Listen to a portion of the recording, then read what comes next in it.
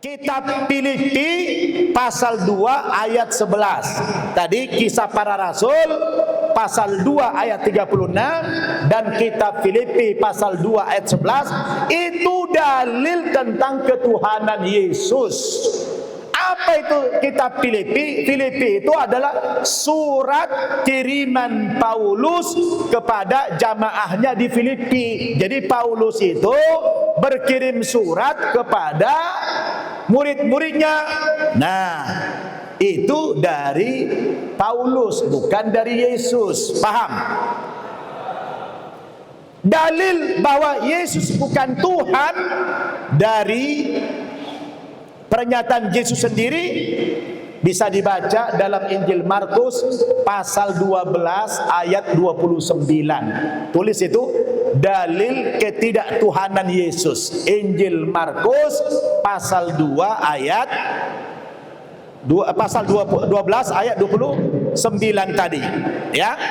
Di situ dulu orang-orang Israel, orang-orang Saduki pernah bertanya kepada Yesus, hukum apakah yang paling utama? Kata Yesus, hukum yang terutama, dengarlah hai orang Israel, Tuhan Allah kita, Tuhan itu Esa. Jadi Yesus itu mengajarkan Tuhan itu berapa? Satu. Yesus tidak tahu kapan kiamat. Masa Tuhan tidak tahu kapan kiamat terjadi? Betul enggak? Itu dalam Injil Markus pasal 13 ayat 32. Nyata-nyata di situ dijelaskan Yesus tidak tahu kapan kiamat terjadi. Masa Tuhan tidak tahu kapan kiamat? Yang bikin kiamat dia, tapi dia nggak tahu kapan kiamat. Aneh enggak? Aneh enggak? Oh, kalau antum kuasai materi-materi begini, kuasai Islamnya, Qurannya, kuasai hadisnya, kuasai Injil, antum dakwah kepada mereka, insya Allah mereka minimal satu bisa antum selamatkan masuk Islam. Siap tidak? Siap tidak? Antum begitu selesai pembekalan begini, pulang kampung langsung cari orang Kristen, ya. Langsung cari antum dakwah, mas ini mas, oh nih gua nih alumni Gontor nih sudah dapat pembekalan kristologi, nih kita dialog sini mas. Begitu harus gagah, betul tidak? Karena kita nanti ditanya sama Allah. Jangan, adik-adik para ustadz, jangan ada seorang pun di antara antum ini yang tidak menjadi dai nantinya. Tapi dai bukan sebagai profesi, dai yang sebagai kewajiban. Paham? Kewajiban. Antum profesinya di masyarakat boleh jadi dokter, mau jadi apa silakan. Tapi kewajiban antum berdakwah ini jangan tinggalkan abadan selamanya. Satu orang saja orang masuk Islam lewat perantaraan antum, apa kata Nabi? La ayah dia Allahu bika rajulan wahida khairul laka min khumrin na'am. Dalam hadis lain, khairul laka minad dunya wa ma fiha. Kalau lewat perantaraan antum ini ada orang dapat hidayah masuk Islam, ya, dengan dakwah-dakwah antum, wah itu nilainya luar biasa. Lebih baik bagi antum daripada dunia dan segala isinya, kata Rasulullah. Allahu Akbar. Siap dah? Kadang-kadang adik-adik terbalik, malah agama Kristen itu yang tidak hak, umatnya begitu serius mengajak orang masuk Kristen. Pernah dengar gak itu? Antum pernah dengar gak istilah kristenisasi? Pernah dengar? Di mana ada beritanya itu? Buka Quran. Tadi pembuka pertama surat Al-Baqarah 120. Coba buka lagi surat Al-Baqarah ayat 109. Wadda katsirum min ahlil kitabi law yaruddunakum min ba'di imanikum kuffara hasadan min indi anfusihim sebahagian besar orang-orang ahli kitab. Siapa itu ahli kitab? Limadha summiya bi ahlil kitab? Limadha? Kenapa mereka disebut ahli kitab? Apa makna ahli kitab? Hah? Ahli kitab, kata-kata ahli kitab dalam Al-Quran, apakah identik dengan keimanannya atau kekafirannya? Hah? Mereka disebut ahli kitab karena mereka dulu pernah mendapatkan kitab suci dari nabi mereka. Ahli itu kan artinya golongan, kitab artinya kitab suci. Jadi ahli kitab itu artinya apa? Golongan yang mendapatkan kitab suci. Siapa golongan yang mendapatkan kitab suci itu? Orang Yahudi dengan Tauratnya, orang Nasrani dengan Injilnya. Karena dalam Al-Quran orang non-Muslim itu dibagi berapa kelompok di Quran? Orang non-Muslim dibagi berapa kelompok? Ah? Hanya dibagi 2. Seperti yang disebutkan Allah dalam surat Al-Bayyinah ayat 6. Innal ladzina kafaru min ahlil kitabi wal musyrikina. Di mana tempat mereka? Finari jahannam. Berapa lama mereka di sana? Fiha. Mereka makhluk paling bagus atau paling jelek? Ulaika hum syarrul bariyah. Kenapa mereka paling jelek kata Allah? Karena mereka itu punya akal, tapi tidak mereka gunakan akal mereka untuk memahami agama yang sebenar-benarnya. Betul tidak? Mereka taklidul a'ma, mereka fanatik buta, lahir Kristen, besar di Kristen, tapi mereka selalu menutup diri daripada agama-agama lain. Betul tidak? Jadi kalau begitu orang non-muslim itu semuanya di neraka apa tidak? Ahli kitab di neraka apa tidak? Karena mereka semuanya kafir. Kafir dibagi 2. Ada kafir ahli kitab, ada kafir musyrik. Lah sebenarnya ahli kitab musyrik apa tidak? Musyrik juga. Musyrik juga. Karena mereka menyembah Nabi Isa. Orang Yahudi menyembah Ezra atau Uzair. Wa qalatil yahudu Uzairun ibnullah wa qalatin nasara al-masih ibnullah.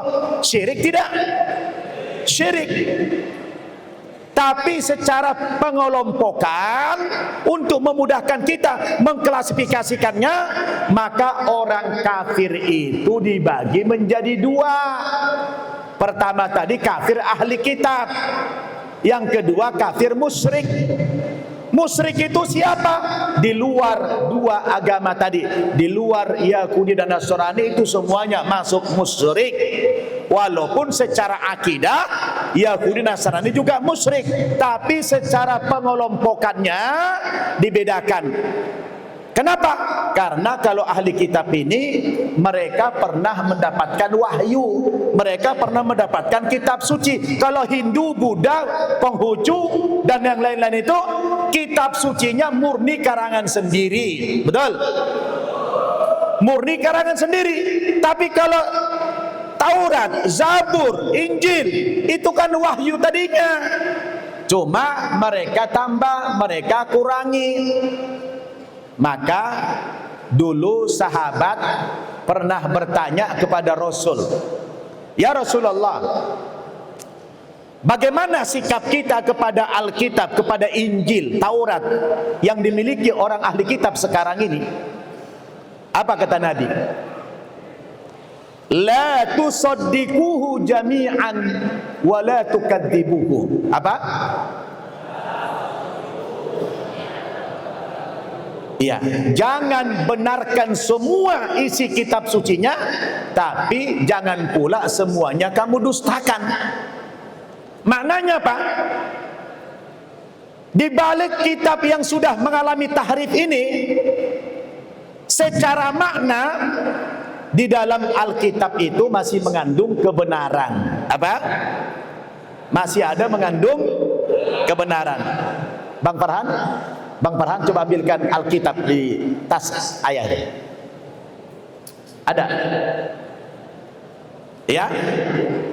Jadi adik-adik, ya lari sini, lari.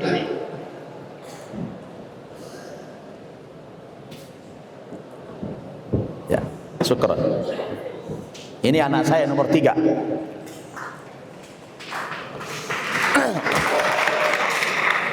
Nih Alkitab. Coba antum saya tanya, mana lebih dulu ini dari Al-Quran? Mana lebih dulu ini dari Quran?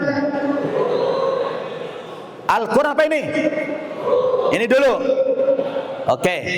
Kalau Al-Quran mengoreksi ini, mungkin tidak? Mungkin tidak? Kalau ini ngoreksi Al-Quran, mungkin tidak? Alasannya apa? Karena Al-Quran belum ada. Apa koreksi Al-Quran?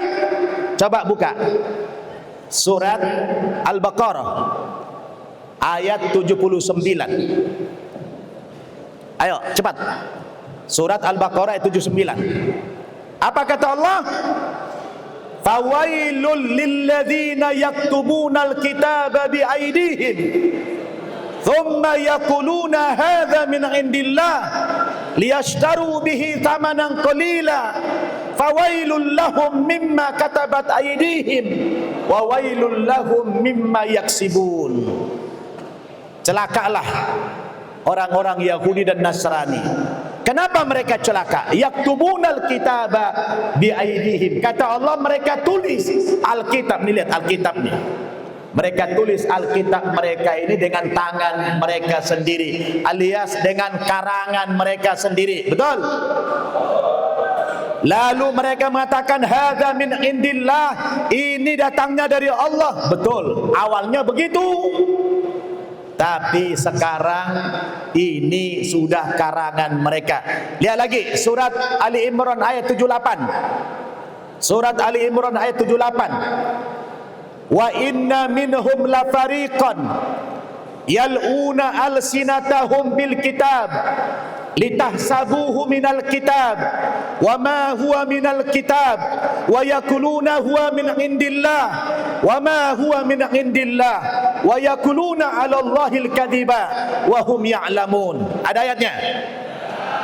Di antara orang-orang Yahudi dan Nasrani itu ada, ketika mereka membaca Alkitab ini, mereka percantik suaranya seperti qori kita tadi, dipercantik, diperindah suaranya.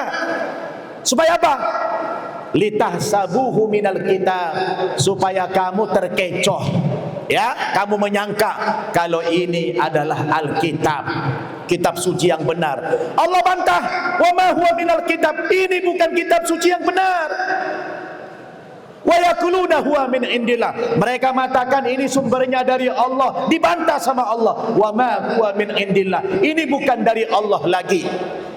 Wa yakuluna 'ala Allahil kadhiba, mereka berkata dusta kepada Allah. Wa hum ya'lamun, padahal mereka tahu kalau ini setiap cetak ulang ada yang direvisi, ada yang ditambah, ada yang dikurangi ayatnya sehingga menyimpang dari kebenaran. Benar tidak tuduhan Al-Quran itu? Terbukti tidak? Coba saya perdengarkan kepada kalian ayat. Mau dengerin? Mau dengerin ayatnya? Coba dengar baik-baik. Coba jangan ada yang bicara dulu. Coba dengarkan baik-baik ayat ini. Nanti antum silakan menyimpulkan ini firman Tuhan atau tidak. Ya, saya ambil dari sini. Dalam kitab Kidung Agung pasal 7 ayat 6 dan seterusnya. Bunyinya begini. Betapa cantik, betapa jelita engkau, Hai tercinta di antara segala yang disenangi, sosok tubuhmu seumpama pohon korma dan buah dadamu gugusannya. Kataku, aku ingin memanjat pohon korma itu dan memegang gugusan-gugusannya. Kiranya buah dadamu seperti gugusan anggur dan napas hidungmu seperti buah apel. Kata-katamu manis bagaikan anggur. Kira-kira ini firman Tuhan tidak? Isinya apa tadi? Porno tidak? Isinya buah-buahan. Isinya buah-buahan, termasuk buah dada. Dulu saya tanya guru saya, Pak Guru, kenapa Alkitab kita ini bicara buah dada terlalu vulgar? Apa tidak ada istilah yang lain, Pak Guru? Apa kata guru saya? Biarin saja nababaan, supaya beda mana buah dada, mana buah rambutan, katanya.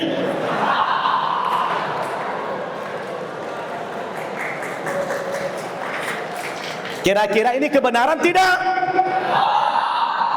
Makanya antum harus pakai dalil supaya kesannya kita tidak mengejek. Saya bicara ini berdasarkan dalil, bukan dari hawa nafsu saya, bukan dari kebencian saya. Islam melarang kita mengejek agama siapapun, betul tidak?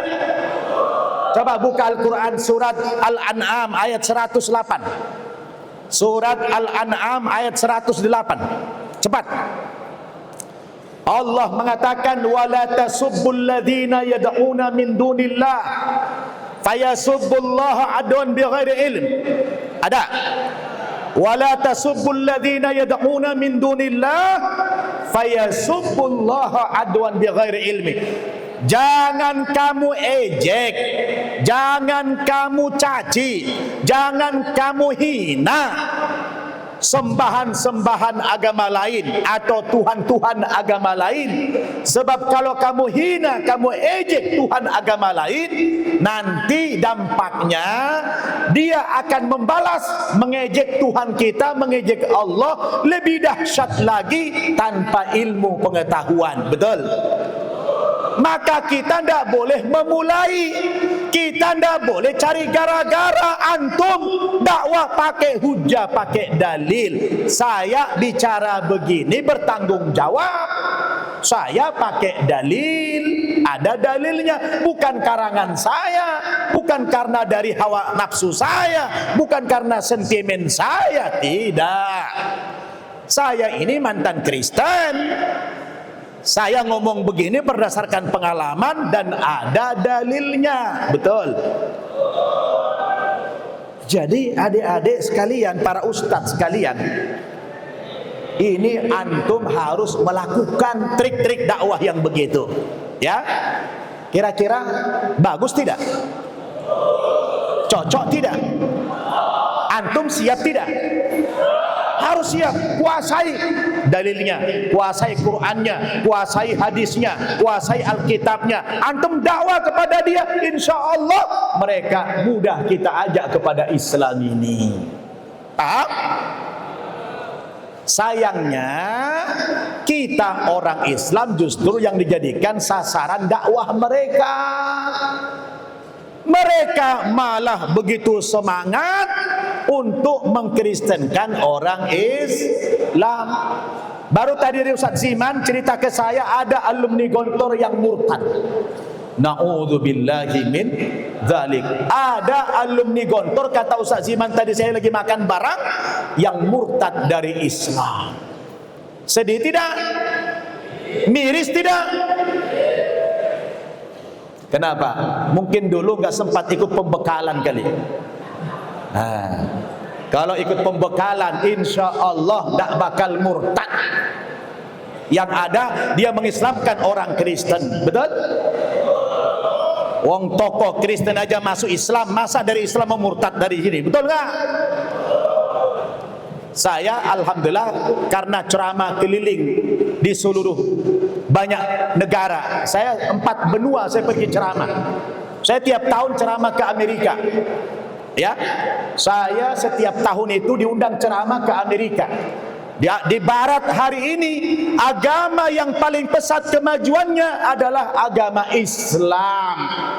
Ya, sekarang di barat adik-adik sedang terjadi as-sahwa al-islamiyah al-kubra. Apa? As-sahwa al-islamiyah al-kubra. Kebangkitan Islam secara besar-besaran. Di mana? Di negara-negara barat. Alhamdulillah. Saya kalau ceramah di Amerika, di mana saya ceramahnya? Di masjid-masjid bekas gereja. Saya belum pernah melihat ada bekas masjid, ya, jadi bekas masjid jadi gereja, belum pernah lihat saya. Tapi kalau gereja jadi masjid, jumlahnya sudah ratusan. Alhamdulillah. Bangga tidak kalian mendengar sekarang kebangkitan Islam? Tapi kita kalah dalam bersaing. Dalam penyiaran kita kalah. Mereka semangat karena ditopang oleh dana. Makanya dalam Injil Matius pasal 28 ayat 19, ini ada dalilnya. Ini landasan teologinya mereka itu. Injil Matius pasal 28 ayat 19 yang bunyinya, pergilah kamu ke segenap penjuru dunia, jadikanlah semua bangsa menjadi muridku, dan baptislah mereka dalam nama Bapa, Anak, dan Roh Kudus. Ini perintah untuk mengkristenkan seluruh dunia. Ayat yang kedua, Injil Markus pasal 16 ayat 15 bunyinya, pergilah ke seluruh dunia, beritakan Injil kepada segala makhluk. Nah, kalau ayat pertama yang dikristenkan itu hanya manusia. Tapi kalau ayat yang kedua bukan cuma manusia yang harus dikristenkan, tapi semua makhluk harus dikristenkan, harus mendengarkan Injil. Makanya kalau antum nanti pulang ke rumah, ke kampung, barangkali ada ayah-ayah antum itu yang melihara kambing atau sapi, tolong sampaikan pesan saya kepada ayahnya. Mau enggak? Tolong sampaikan pesan saya. Ada pesan Ustadz Nababan, Pak, bilang. Kata Ustadz begini, Pak, kan Bapak itu ada melihara kambing dan sapi di belakang rumah. Kata Ustadz, kalau kita tidur, Bapak tidur, malam-malam jangan terlalu nyenyak tidur.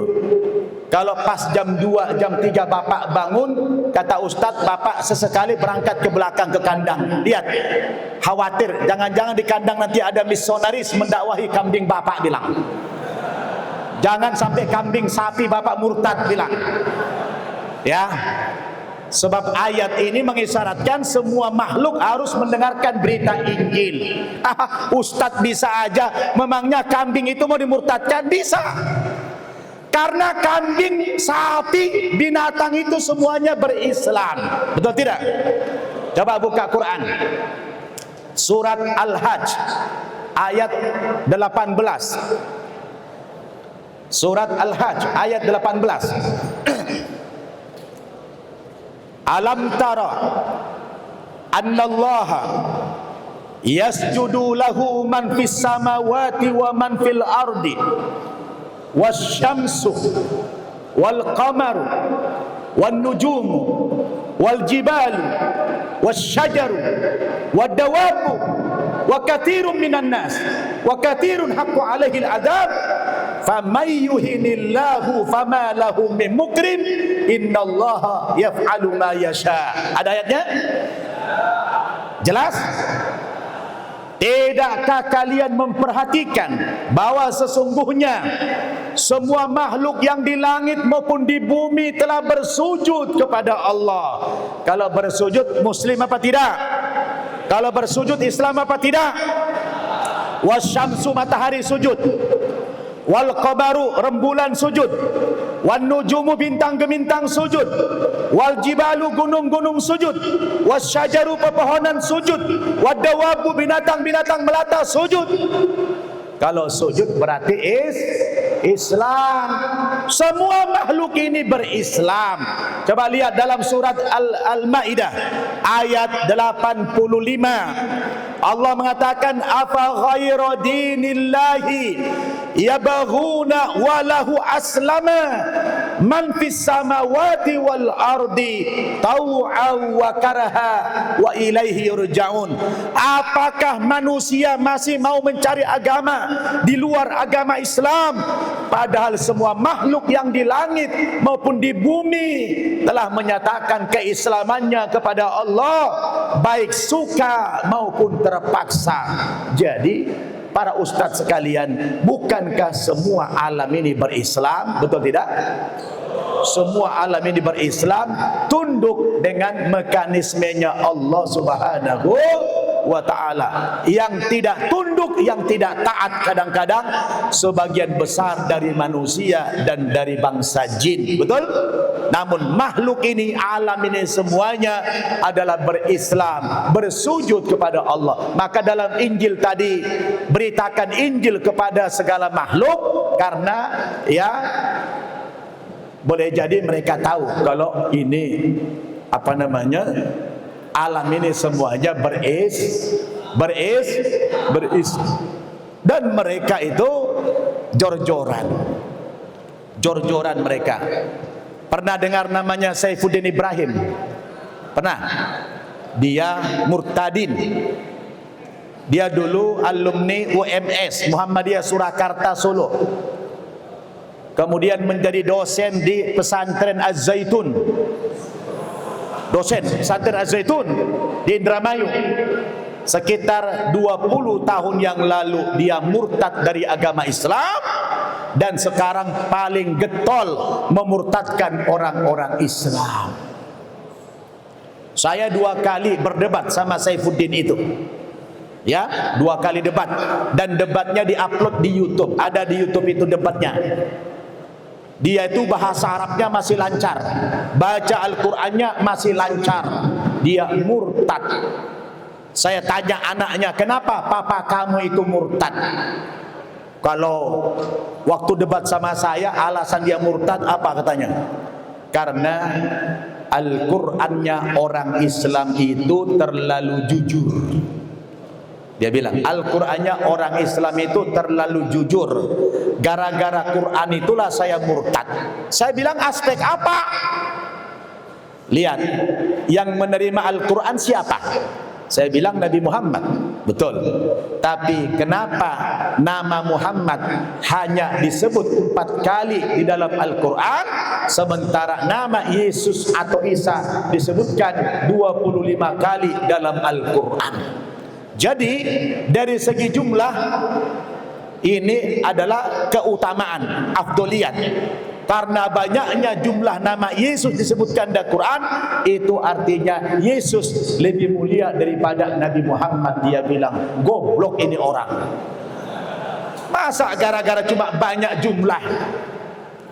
Al-Quran banyak menyebut nama Isa dalam konteks apa? Betul? Dalam konteks apa Quran menyebut nama Isa? Apa Quran menyanjung Isa Tuhan? Enggak. Banyaknya disebut nama Isa dalam Al-Quran adalah sebagai bentuk koreksi bahwa orang-orang yang mempertuhankan Isa itu salah, menyimpang. Betul? Dan lagi pula, setiap kali Allah menyebutkan nama Isa dalam Al-Quran, pasti diiringi dengan nama binnya. Betul? Satu-satunya Nabi yang kalau disebutkan namanya di Quran langsung disebutkan nama binnya, itu cuma Nabi Isa saja. Nabi-nabi lain tidak ada disebutkan binnya. Antum pernah nggak baca dalam Quran wa idh qala Ibrahimu bin Azar? Ada? Wa idh qala Musa bin Fulan? Ada? Nggak ada. Satu-satunya Nabi yang kalau disebut namanya langsung diiringi dengan nama binnya. Siapa binnya? Maryam. Contoh, wa idh qala Isa banu Maryam. Ada kan? Wa idza qala Isa ibn Maryam ya bani Israila inni rasulullahi ilaikum musaddiqan lima baina yadayya minat Taurat wa mubasysyiran bi rasulin ya'ti min ba'di ismuhu Ahmad. Wa idza qala Allah ya Isa ibn Maryam, ada enggak? Ya Isa ibn Maryam a anta qulta lin-nas ittakhiduni wa ummi ilahaini min dunillah qala